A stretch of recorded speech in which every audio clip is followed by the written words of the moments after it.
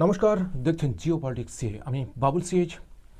রাজনীতি মানেই দলাদলি, ঝগড়াঝাটি, কোন্দল, একে অপরের দিকে কাদা ছোড়াছড়ি, এইসব বিষয়গুলো। কিন্তু বিশ্বের রাজনীতিতে বর্তমানে যে গুরুত্বপূর্ণ ঘটনাগুলো ঘটতে চলেছে তার মধ্যে শিরোনামে সব থেকে রয়েছে এখন ইরানের ব্যাপারটা। ইরানে রেভলিউশন চলছে। তারা চায় যে খামেনি সরকার, ইরানের যে বাসিন্দা, তারা চায় যে খামেনি সরকারের পতন হোক।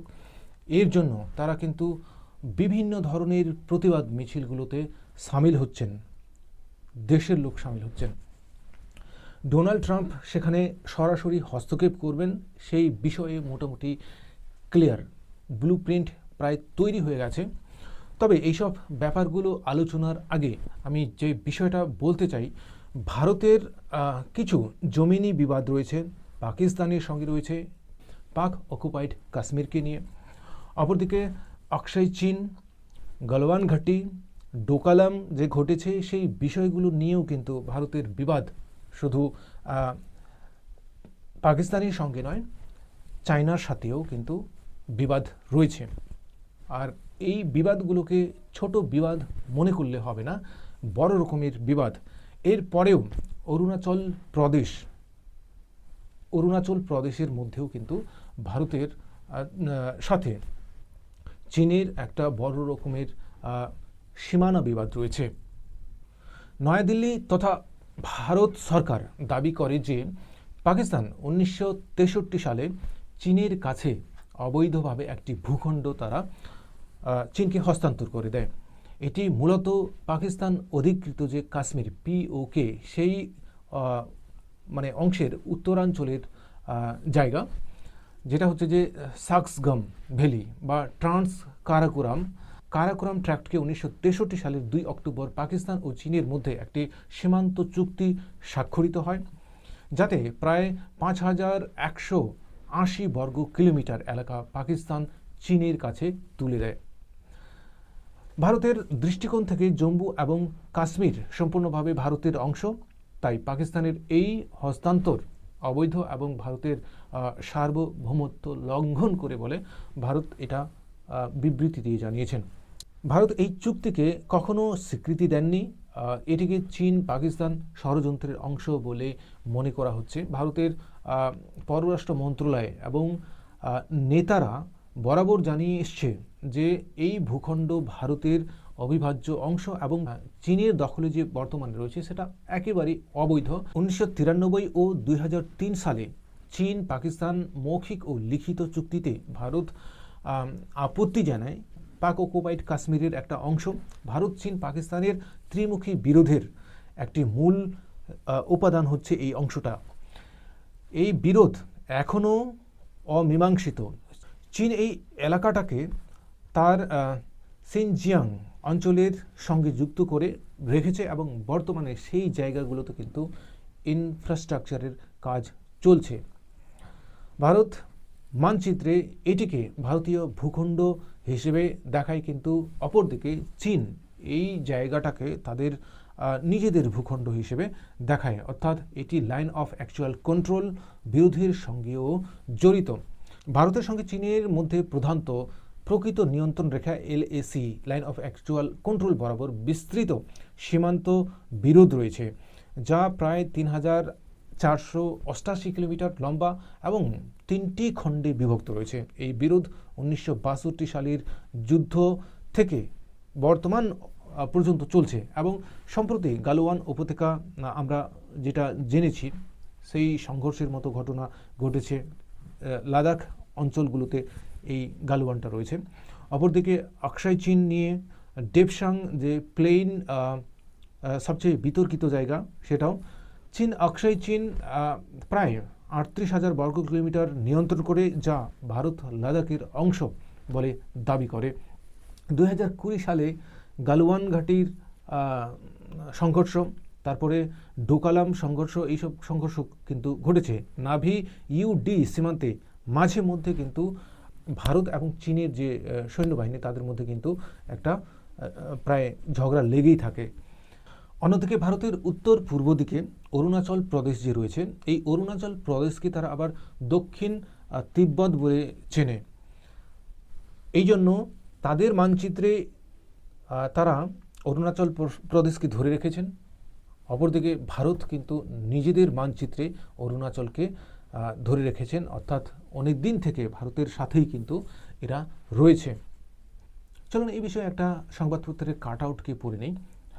What is the India-China dispute over Saksgram Valley in Kashmir? The sharp actions between India and China over Kashmir's Saksgram Valley has brought into renewed focus the strategically vital area that New Delhi maintains was illegally ceded by Pakistan to China in 1963. অর্থাৎ যে বিষয়গুলো আমি আপনাদের বললাম যে 1963 সালে পাক occupied কাশ্মীরের একটা অংশ, এই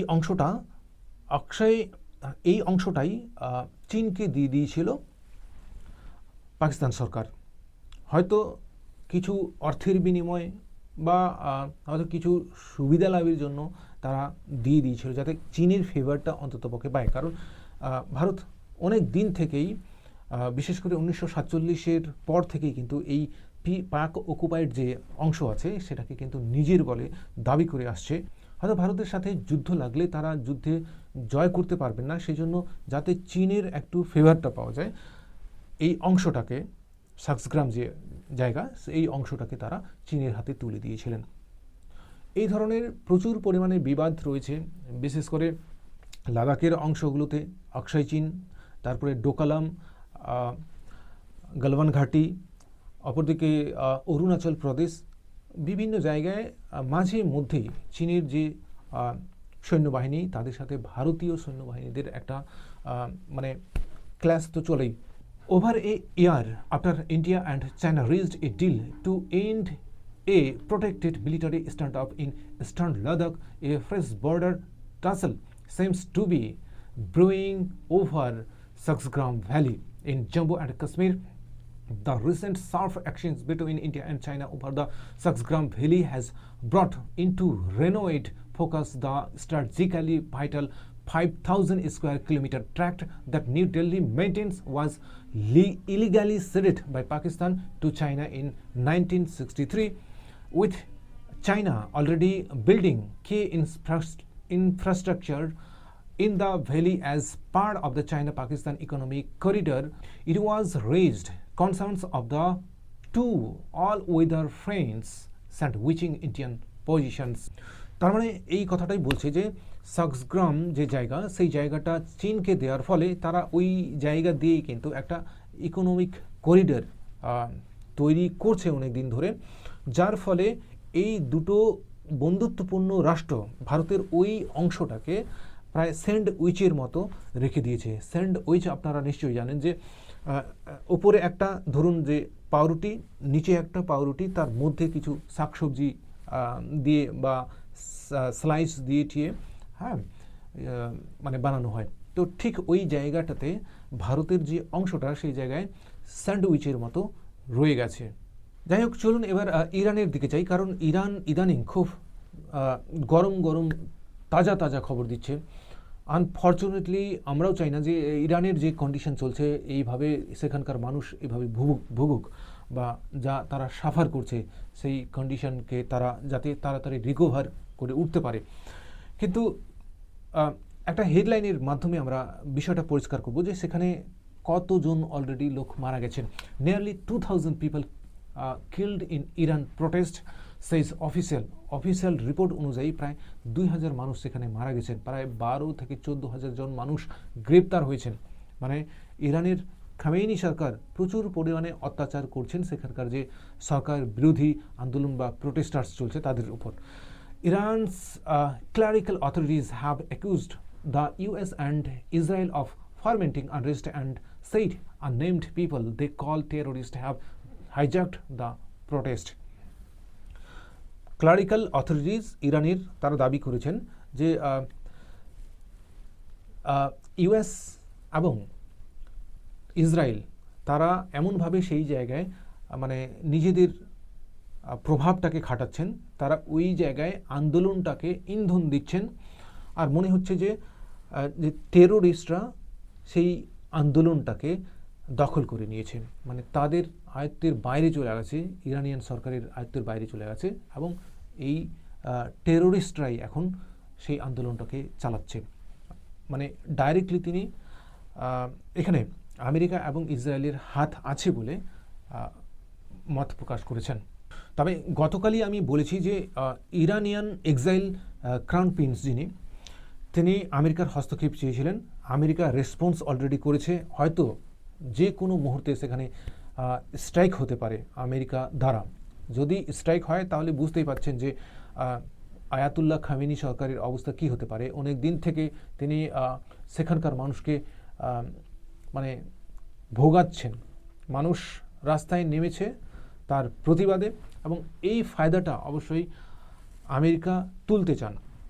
একটা হেডলাইন থেকে বিষয়টাকে একটু পরিষ্কার করার চেষ্টা করি। US words military action on Iran, Trump warns of strong options. As war clouds gather over the Persian Gulf, this report focuses on the United States weighing imminent military action against Iran amid ongoing anti-regime protest. মানে শীঘ্রই আমেরিকার সৈন্যবাহিনী সেখানে নামতে পারে। যে protest চলছে সেই অ্যান্টি প্রোটেস্ট রেজিম, অর্থাৎ সরকারের বিরুদ্ধে, অর্থাৎ রিজিম চেঞ্জের বিরুদ্ধে যে ওইখানে প্রোটেস্ট চলছে, সেই প্রোটেস্টটাকে সাপোর্ট করার জন্য, সেই মানুষের মানে সাপোর্টের জন্য আমেরিকার ফোর্স সেখানে নামতে পারেন। According to A commentator on geopolitics, Iran is publicly striking a defiant tone while privately pushing for talks in an attempt to buy time. The analysts suggest that any US military action would likely target Iran's ballistic missile program and the command and control of the Iranian Islamic Revolutionary Guard Corps. মানে সেখানকার যে ballistic missile programme আছে, বিশেষ করে nuclear প্রোগ্রামগুলো যে কাজ চলছে, ওই জায়গাগুলোর ওপর হামলা হতে পারে। তারপরে সেখানকার জনগণকে কীভাবে একটা সাপোর্ট দেওয়া যায় তার কিন্তু অলরেডি ব্লুপ্রিন্ট তৈরি হয়ে গেছে। ইরানের মধ্যে যেভাবে আমেরিকা হস্তক্ষেপ করতে চলেছে তাতে কিন্তু নিশ্চিত যে খামেনি সরকার আর থাকবে না। এটা একদম প্রায় গ্যারান্টেড হয়ে গেছে যে খামেনি সরকারের অবস্থা খুব করুণ হতে চলেছে। What Trump may be getting dangerously wrong about Iran, মানে খুব খারাপ একটা পরিস্থিতি ফেস করতে চলেছে এবার, কারণ ডোনাল্ড ট্রাম্প কিন্তু এইবার সেখানে নিজের ক্ষমতা খাটাবেন। Trump has reasons to be careful. Iran is not Venezuela.